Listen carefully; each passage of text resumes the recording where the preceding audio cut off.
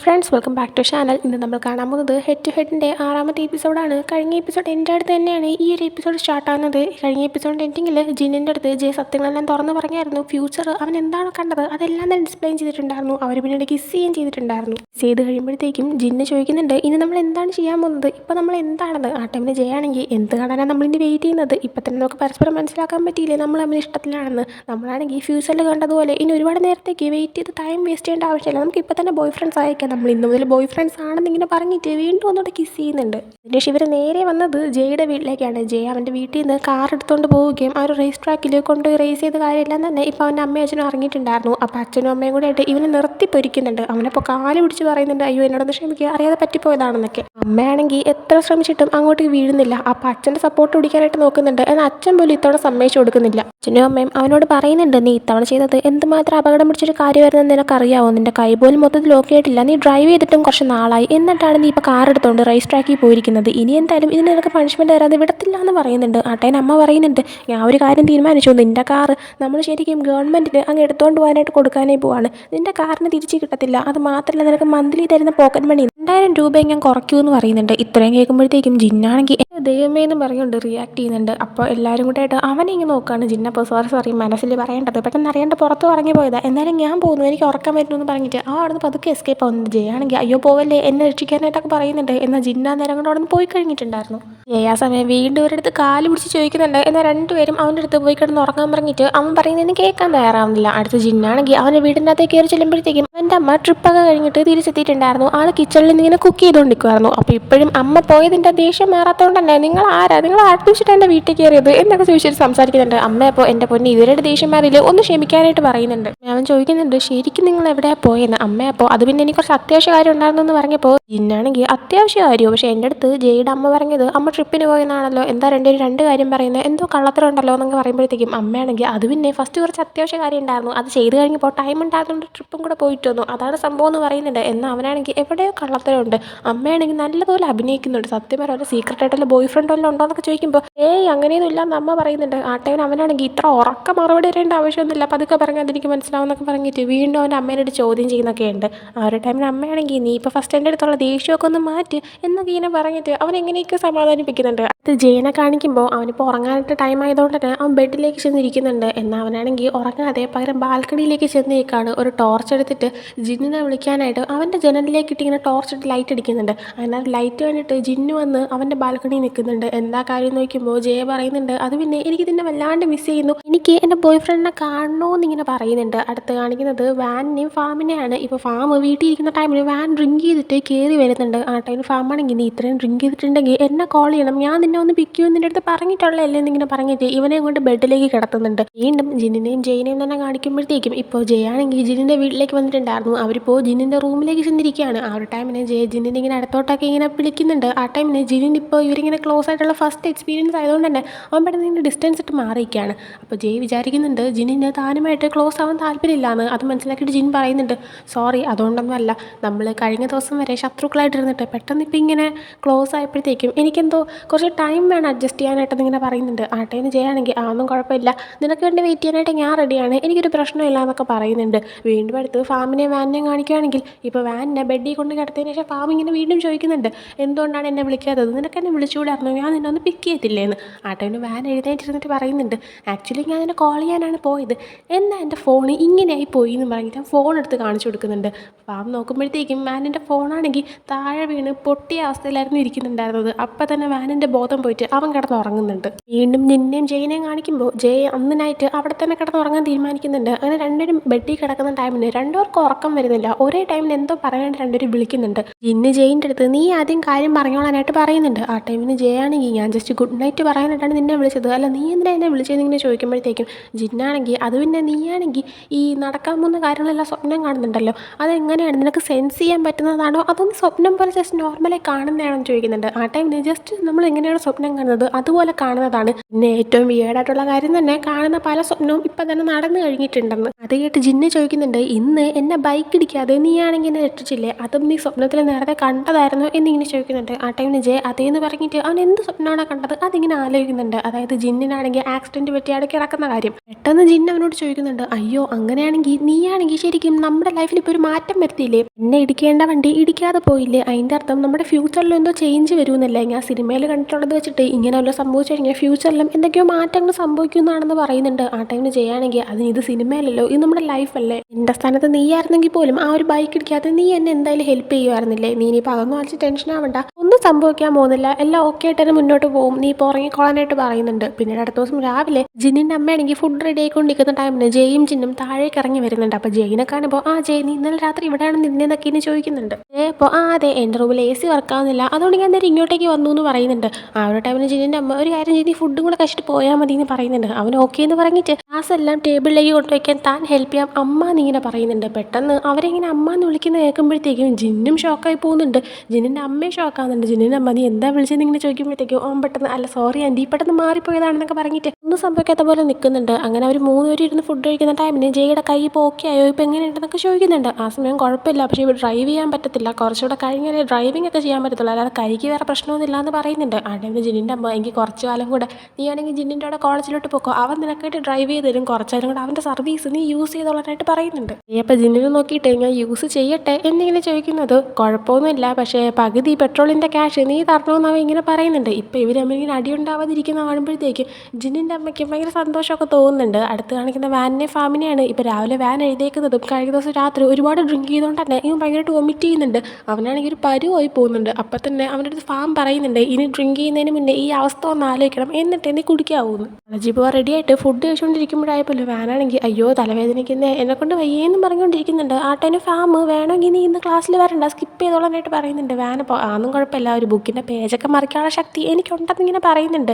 അപ്പോൾ താൻ ഈ സാറ്റർഡേ ഫ്രീ ആണ്, നീ നിൻ്റെ പാരൻസിനെ കാണാൻ പോകുമ്പോൾ ഞാൻ കൂടെ വരാൻ പ്രശ്നമില്ല എന്ന് പറയുന്നുണ്ട്. ആ ടൈമിന് വാനാണെങ്കിൽ ഓ നീ വരുന്നുണ്ടല്ലേ, ഞാൻ വിചാരിച്ചിരുന്നു ഒറ്റയ്ക്കാണ് പോകുന്നതെങ്കിൽ എൻ്റെ അമ്മയുടെ അടുത്ത് നിന്നെക്കുറിച്ചൊക്കെ പറയാം, നിന്നിപ്പോൾ നീ വരുന്നുണ്ടെങ്കിൽ എനിക്ക് എല്ലാ കാര്യങ്ങളൊന്നും പറയാൻ പറ്റത്തില്ലല്ലോ നീ ഇരിക്കുമ്പോൾ എന്നൊക്കെ ഇങ്ങനെ പറയുന്നുണ്ട്. ആ ഒരു ടൈമിന് ഫാം പറയുന്നുണ്ട് നീയാണെങ്കിൽ മറ്റുള്ളവരുടെ മുന്നിൽ ഇങ്ങനെ ടഫായിട്ട് പെരുമാറുന്ന പോലെ എൻ്റെ മുന്നിൽ പെരുമാറേണ്ട ആവശ്യമില്ല, എൻ്റെ മുന്നിൽ നീയായിട്ട് തന്നെ ഇരുന്നാൽ മതി എന്നിങ്ങനെ പറയുന്നുണ്ട്. ആട്ടന് വാനിനാണെങ്കിൽ ഇവൻ്റെ അടുത്ത് ഓൾറെഡി എന്തൊക്കെയോ ഫീലിങ്സ് തോന്നി തുടങ്ങുന്നതുകൊണ്ട് തന്നെ ഇതും കൂടെ കേൾക്കുമ്പോൾ അവനിങ്ങനെ ഫാമിനെ നോക്കിയിരുന്നു പോകുന്നുണ്ട്. എന്നാൽ പെട്ടെന്ന് വിഷയം മാറ്റി എടുത്ത് കഴിക്കാൻ നോക്ക്, കോളേജിൽ പോകാൻ ടൈം ആവാറായി, അതിന് മുന്നേ ഞാൻ പെട്ടെന്ന് ഉറങ്ങട്ടെ എന്നും പറഞ്ഞിട്ട് അവനോട് ടേബിളിൽ തലോച്ച് കിടന്ന് ഉറങ്ങുന്നുണ്ട്. അതിനുശേഷം പിന്നീട് കോളേജിലേക്ക് വാനും ഫാമും മായും ഒക്കെ ചെന്നിങ്ങനെ വെയിറ്റ് ചെയ്തിരിക്കുമ്പോഴത്തേക്കും ജിന്നും ജയും അങ്ങോട്ടേക്ക് വരുന്നുണ്ട്. ആ ടൈമിന് ജയ് ഇതോ ലാർ രജിസ്റ്ററാക്കി പോയിട്ട് വീണ്ടും റേസ് ചെയ്തതും പ്രശ്നമായ കാര്യങ്ങളെല്ലാം ഇവരും അറിഞ്ഞിട്ടുണ്ടായിരുന്നു. അപ്പോൾ എന്താ സംഭവം എന്നൊക്കെ ഇങ്ങനെ ചോദിക്കുന്നുണ്ട്. ആ ടൈമിന് ജയാണെങ്കിൽ ഓ നിങ്ങൾ ഇപ്പോഴേ കാര്യങ്ങളൊക്കെ അറിഞ്ഞോ എന്നിങ്ങനെ ചോദിച്ചിട്ട് ജയാണെങ്കിൽ ഫാമിനോട് ഞാൻ ഇന്നലെ രാത്രി സ്വപ്നമൊന്നും കണ്ടില്ല എന്നിങ്ങനെ പറയുന്നുണ്ട്. ആ ടൈമിൽ ജിന്നാണെങ്കിൽ ഫാമിനെ കുറിച്ച് അറിയാമോ എന്നിങ്ങനെ ചോദിക്കുമ്പോൾ ആ അറിയാമെന്ന് പറയുന്നുണ്ട്. ആ ടൈമിന് ഫാമും നീ ജിന്നിനോടും പറഞ്ഞു എന്നിങ്ങനെ ചോദിക്കുമ്പോൾ ജയാണെങ്കിൽ ആ താ പറഞ്ഞു എന്ന് പറയുന്നുണ്ട്. ആ ടൈമിന് വാനിനും പിന്നെ മായയ്ക്കും ഇതിനെപ്പറ്റി ഒന്നും അറിയാത്തതുകൊണ്ട് തന്നെ അല്ല എന്താ സംഭവം ഞങ്ങളുടെ അടുത്ത് കൂടെ ഒന്ന് പറഞ്ഞു തരാമോ, ഞങ്ങളിവിടെ ഉണ്ടെന്നൊക്കെ അവരിങ്ങനെ പറയുന്നുണ്ട്. പിന്നീട് നൈറ്റ് ജിന്നും ജയും കൂടെ തിരിച്ച് ജിന്നിൻ്റെ അപ്പാർട്ട്മെൻറ്റിലേക്ക് വന്നിട്ടുണ്ടായിരുന്നു. അവിടെ ജിന്നാണെങ്കിൽ അവൻ്റെ ഷെൽഫിൽ നിന്ന് കുറേ ഡ്രസ്സും സംഭവങ്ങളൊക്കെ എടുത്ത് മാറ്റുന്നുണ്ട്. ആ ടൈമിൽ ജയ് അത് കണ്ടിട്ട് എന്തിനാണെന്ന് ചോദിക്കുമ്പോൾ അത് പിന്നെ നീ ഇവിടെ താമസിക്കുകയല്ലേ, അപ്പോൾ നിൻ്റെ ഡ്രസ്സും കൂടെ വയ്ക്കാനായിട്ട് സ്ഥലം വേണ്ടേ, അതിന് വേണ്ടിയിട്ടാണ് നീ ഇവിടെ കയറി കിടക്കുകയല്ലേ എന്നിങ്ങനെ പറയുമ്പോഴത്തേക്കും ഞാൻ നിന്നോട് നിൽക്കാൻ വേണ്ടിയിട്ടല്ലേ നീ ഇപ്പോൾ ഈ സ്ഥലമൊക്കെ ഇങ്ങനെ സ്പേസ് ഒക്കെ ഒഴിക്കുന്നത്, അതങ്ങ് മര്യാദയ്ക്ക് പറഞ്ഞാൽ പോരെ എന്നിങ്ങനെ തിരിച്ച് ജയ ചോദിക്കുന്നുണ്ട്. ജിന്നപ്പോൾ ഓ പിന്നെ എനിക്കറിയാം പണിയില്ലല്ലോ ഇറങ്ങി പോകാൻ നോക്കുന്നു പറഞ്ഞിട്ട് അവരവനിങ്ങനെ സംസാരിച്ചുകൊണ്ടിരിക്കുന്നുണ്ട്. ആ സമയം ജയ നോക്കുമ്പോഴത്തേക്കും ജിന്നാണെങ്കിൽ ജയിനെ പറ്റി എഴുതിക്കുന്നതും ജയിന് ഇഷ്ടമാണെന്ന് പറഞ്ഞ് എഴുതിക്കുന്ന ആ ഒരു ഡയറി അതും അവൻ എടുത്ത് കളയാൻ വെച്ചേക്കുന്നത് കണ്ടിട്ട് അല്ല നീ ഇത് കളയാൻ പോവാണെന്ന് ഇങ്ങനെ ചോദിക്കുന്നുണ്ട്. പിന്നപ്പോൾ ആ അതെ അത് വച്ചിരുന്നിട്ട് ഇപ്പോൾ എന്ത് ചെയ്യാനാ, പ്രത്യേകിച്ച് ഇതിനകത്തൊന്നും ഇല്ലല്ലോ, ഞാൻ നിന്നെക്കുറിച്ച് കുറേ കുറ്റങ്ങൾ എഴുതി വെച്ചിട്ടുണ്ട് അത്രയല്ലേ ഉള്ളൂ എന്ന് ഇങ്ങനെ പറയുമ്പോഴത്തേക്കും എന്നാലും നീ ഇതിൻ്റെ അകത്തല്ലേ നിനക്ക് എന്നെ ഇഷ്ടമാണെന്ന് എഴുതി വെച്ചേക്കുന്നത്, അപ്പോൾ പിന്നെ ഈ ഒരു ബുക്ക് ഞാൻ വെച്ചോട്ടെ, ഇതിൻ്റെ ബാക്കി കുറേ പേജസ് ചുമ്മാ അടക്കല്ലേ, അതിൽ ഞാനാണെങ്കിൽ എനിക്ക് നിൻ്റെ അടുത്തുള്ള ലവിനെ പറ്റി എഴുതാമെന്ന് ഇങ്ങനെ പറയുന്നുണ്ട്. ആ ടൈമിന് ജിന്നാണെങ്കിൽ വേണമെങ്കിൽ പുതിയ ബുക്ക് വാങ്ങിച്ച് എഴുതാൻ നോക്ക്, ഒന്നാമത് ഈ ഒരു ബുക്കിൻ്റെ കവറിങ് ബ്ലാക്ക് കളറാണ്, അതെന്ന് പറഞ്ഞാൽ ബാഡ് ലക്ക് അല്ലേ, അപ്പോൾ ആ ഒരു ബ്ലാക്ക് കളർ വന്ന ബുക്കിലാണ് ലവിനെ പറ്റി എഴുതുന്നതെന്നൊക്കെ ഇനി ചോദിക്കുന്നുണ്ട്. അപ്പോൾ അതൊന്നും പ്രശ്നമുള്ള കാര്യമില്ലെന്ന് പറയുമ്പോൾ ജിന്നാണെങ്കിൽ ആ പിന്നെ നിൻ്റെ ഇഷ്ടത്തിന് എന്താണെന്ന് വെച്ചാൽ ചെയ്തോളാനായിട്ട് പറയുന്നുണ്ട്. പിന്നീട് കാണിക്കുന്നത് അടുത്ത ദിവസം വാനും ഫാമും കൂടെ ആയിട്ട് വാനിൻ്റെ പാരൻസിനെ മീറ്റ് ചെയ്യാനായിട്ട് പോകുന്നതാണ്. അപ്പോഴാണ് നമുക്കൊരു കാര്യം മനസ്സിലാക്കാനായിട്ട് പറ്റുന്നത്, വാനിൻ്റെ പാരൻസ് ഓൾറെഡി മരിച്ചു കഴിഞ്ഞു, അവരുടെ ഈ ഒരു ഫോട്ടോയും സംഭവങ്ങളെല്ലാം വച്ചേക്കുന്ന ആ ഒരു ഏരിയയിൽ അവരെ മീറ്റ് ചെയ്യാനായിട്ടാണ് ഇവർ പോയിരിക്കുന്നത്. അവിടെ ചെല്ലുമ്പോൾ തന്നെ അമ്മയുടെ ഫോട്ടോയൊക്കെ നോക്കിയിട്ട് വാൻ പറയുന്നുണ്ട് ഞാൻ എപ്പോഴും പറയുന്ന ഫാം എന്ന് പറയുന്ന പയ്യൻ ഇതാണെന്ന് പറഞ്ഞിട്ട് ഫാമിനെ പരിചയപ്പെടുത്തി കൊടുക്കുന്നുണ്ട്. ഫാമും സംസാരിക്കുന്നുണ്ട്, വാൻ താൻ പൊന്നുപോലെ നോക്കിക്കോളാം അവനിങ്ങനെ പറയുന്നുണ്ട്. അതിനുശേഷം ഒരു കുളത്തിൻ്റെ സൈഡിലേക്ക് ഒരു മാറി നിൽക്കുന്നുണ്ട്.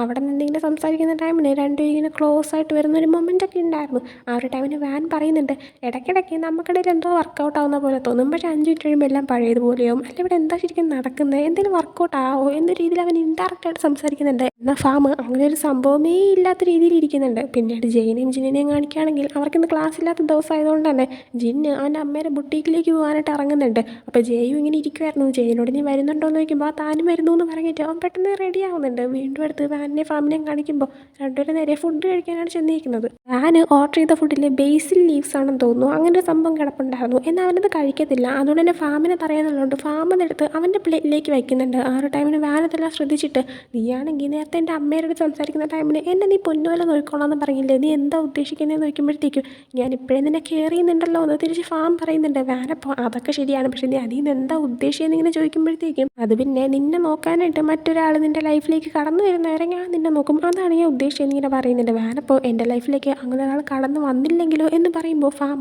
ഉറപ്പായിട്ട് ഒരാൾ വരും, വരാതെയൊന്നും ഇരിക്കത്തില്ല എന്ന് പറയുന്നുണ്ട്. വാന ടൈമിന് നിനക്കെന്നെ ലൈഫ് ലോങ് മൊത്തം നോക്കണമെന്ന് ആഗ്രഹമില്ല എന്നിങ്ങനെ ചോദിക്കുകയാണ്. ഫാം അപ്പോൾ ഞാൻ നിന്നെ നോക്കണമെന്നാണോ നിൻ്റെ ആഗ്രഹം എന്ന് ചോദിക്കുമ്പോഴത്തേക്കും നമ്മൾ ഒരേ ലെവലിൽ നിന്ന് പോകുന്ന ആൾക്കാരല്ലേ എന്ന് തിരിച്ച് വാൻ പറയുന്നുണ്ട്. അടുത്ത് ജിനിനെയും ജെയിനെയും കാണിക്കുമ്പോൾ രണ്ടുപേരും ഇപ്പോൾ നേരെ ജിനിൻ്റെ അമ്മയുടെ കടയിലേക്ക് വന്നിരിക്കുകയാണ്. വന്നിട്ട് അമ്മയായിട്ട് സംസാരിക്കുന്നുണ്ട്. ആ ടൈമിന് അവിടെ ഫ്രണ്ടിൽ ഒരു കോട്ട് ഇരിക്കുന്നത് കാണുന്നുണ്ട്. ആ കോട്ട് കാണുമ്പോഴത്തേക്കും അല്ല ഇതെന്താ അമ്മ ഇവിടെ ഇരിക്കുന്നതെന്ന് ഇങ്ങനെ ചോദിക്കുന്നുണ്ട്.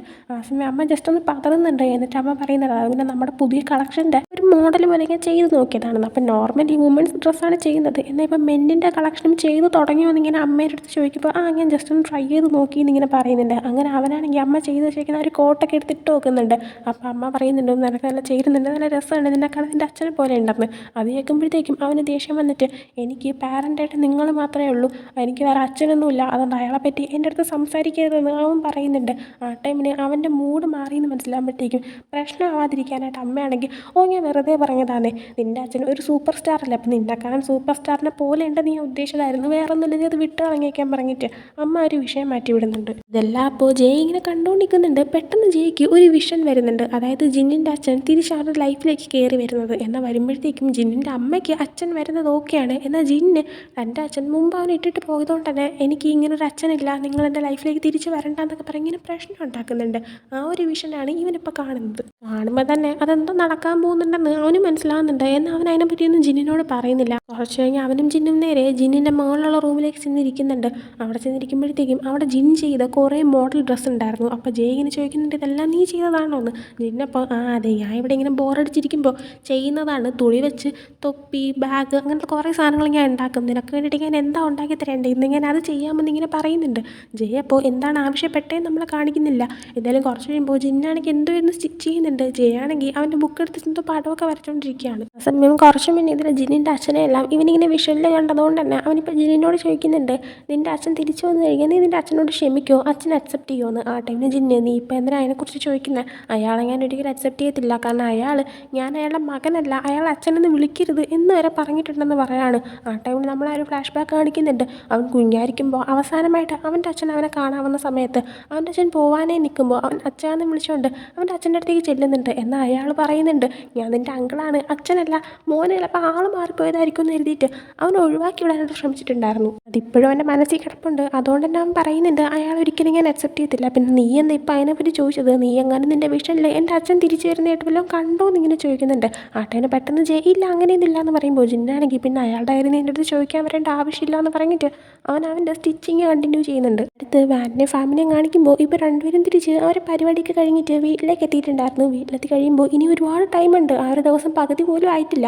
അപ്പോൾ വാൻ പറയുന്നുണ്ട് ഇങ്ങനെ രാവിലെ എഴുന്നേറ്റ് ഓരോ കാര്യങ്ങളൊക്കെ ചെയ്യുന്നത് ആക്ച്വലി നല്ലൊരു പരിപാടിയാണ്, പിന്നെ നമുക്ക് ഒരുപാട് ടൈം ബാക്കിയുണ്ട്, ഇന്ന് ഞാനായിട്ട് ഡ്രിങ്ക് ചെയ്യാനൊന്നും പോകുന്നില്ല, ഞാൻ എൻ്റെ മനസ്സിന് ഒരു റെസ്റ്റൊക്കെ കൊടുക്കാനായിട്ട് പോവാണ്, അതുകൊണ്ട് നിനക്ക് എന്തെങ്കിലും പരിപാടി ഉണ്ടെങ്കിൽ ഞാൻ നിന്നോട് ജോയിൻ ചെയ്യാമെന്നൊക്കെ ഇങ്ങനെ പറയുന്നുണ്ട്. വീണ്ടും ജെയിനെയും ജിന്നിനെയും കാണിക്കുമ്പോൾ ഇപ്പോൾ ജിന്ന് സ്റ്റിച്ച് ചെയ്യുന്ന ടൈമിന് ജയ് ആണെങ്കിൽ അവിടെ താഴെ കുറേ തുണിയുടെ പീസസ് ഇങ്ങനെ കിടക്കുന്ന കാണുന്നുണ്ട്. അപ്പോൾ അവനാണെങ്കിൽ അതൊക്കെ ഇങ്ങനെ എടുക്കുന്നുണ്ട്, എന്തോ പരിപാടി അവൻ അതൊക്കെ വെച്ച് ചെയ്യുന്നുണ്ട്. കുറച്ച് കഴിഞ്ഞിട്ട് ജിന്ന് സ്റ്റിച്ചൊക്കെ ചെയ്ത് കഴിഞ്ഞ് നോക്കുമ്പോൾ ജയ് അവിടെ ഇരുന്ന് ഉറങ്ങിപ്പോയിട്ടുണ്ടായിരുന്നു.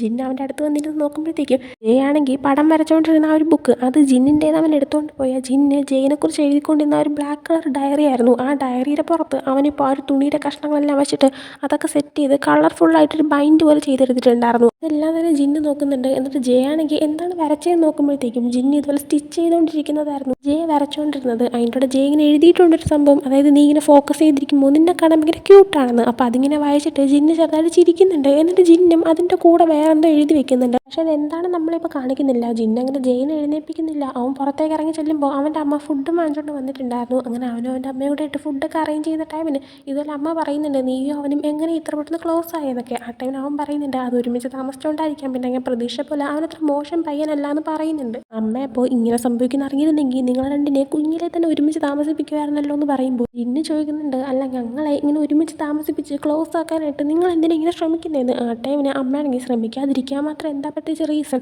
തൊട്ടടുത്ത് താമസിക്കുന്ന ആൾക്കാരാണ്, അവൻ്റെ അമ്മ എൻ്റെ ബെസ്റ്റ് ഫ്രണ്ടാണ്, നീ അവനും ഒരുമിച്ചാണ് പഠിക്കുന്നത്, ഇതിൽ കൂടുതൽ വേറെ എന്ത് റീസൺ വേണം ക്ലോസ് ആവാൻ എന്നിങ്ങനെ ചോദിക്കുന്നുണ്ട്. അതേസമയം ജയിനെ കാണിക്കുമ്പോൾ ജയ് ഇപ്പോൾ ഉറക്കം എഴുന്നേറ്റിട്ടുണ്ടായിരുന്നു. അവനിങ്ങനെ നോക്കുമ്പോഴത്തേക്കും ആ ഒരു ബുക്കിൻ്റെ അകത്ത് അവൻ എഴുതിയതിൻ്റെ കൂടെ തന്നെ ജിൻ എന്താണ് എഴുതി വെച്ചിരുന്നതെന്ന് അവനിപ്പോൾ വായിച്ച് നോക്കുന്നുണ്ട്. അതിൽ ജിൻ എഴുതി വെച്ചിരുന്നത് ജയ് എഴുതിയ സെൻറ്റൻസ് എന്ന് പറയുമ്പോൾ നീ ഇങ്ങനെ ഫോക്കസ് ചെയ്തിരിക്കും, നിന്നെ കാണാൻ ഭയങ്കര ക്യൂട്ടാണെന്നാണ്.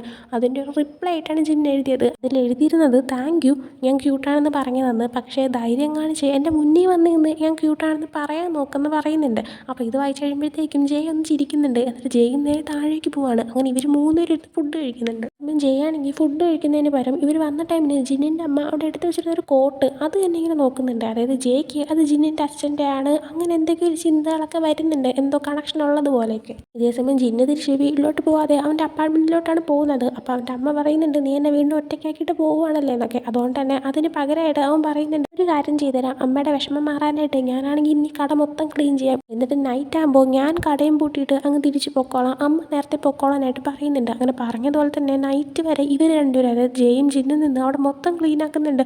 പോകാനായിട്ട് ഇറങ്ങാൻ നിൽക്കുന്ന സമയത്ത് ജയാണെങ്കിൽ എൻ്റെ പൊന്നെ എന്നെ കൊണ്ട് അനങ്ങാമേ, നമ്മൾ അത്രയും പണിയെടുത്തു എന്ന് പറഞ്ഞിട്ട് അവിടെ താഴെ ഇരിക്കുന്നുണ്ട്.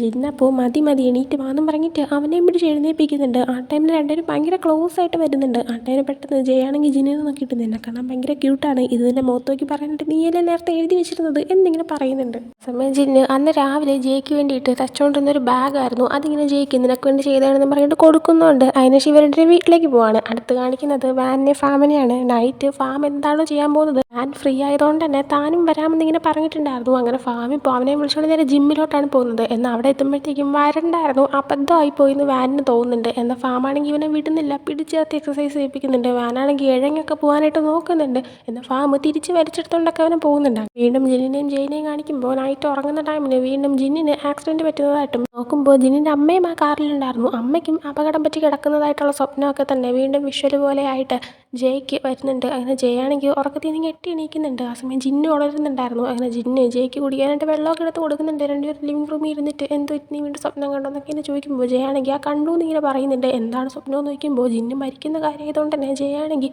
അത് പിന്നെ എങ്ങനെ മറന്നുപോയി എന്ന് കള്ളം പറയുന്നുണ്ട്. ജിന്നപ്പോൾ നീ സാധാരണ അങ്ങനെ മറക്കാറില്ലല്ലോ, എന്തു പറ്റി, ഞാനെങ്ങാനും മരിക്കുന്നതായിട്ടാണോ നീ സ്വപ്നം കണ്ടത് എന്നിങ്ങനെ ചോദിക്കുന്നുണ്ട്. ജയ അപ്പോൾ ജിന്നിനെ ഹഗ് ചെയ്തുകൊണ്ട് അങ്ങനെയൊന്നും പറയല്ലേ എന്ന് പറയുന്നുണ്ട്. ആ ടൈമിന് ജിന്നാണെങ്കിൽ അയ്യോ എനിക്കൊന്നും സംഭവിക്കത്തില്ല, നീ എന്നെ പ്രൊട്ടക്ട് ചെയ്യുമല്ലോ, പിന്നെ എന്തിനാ പേടിക്കുന്നതെന്നൊക്കെ ഇങ്ങനെ ചോദിക്കുന്നുണ്ട്.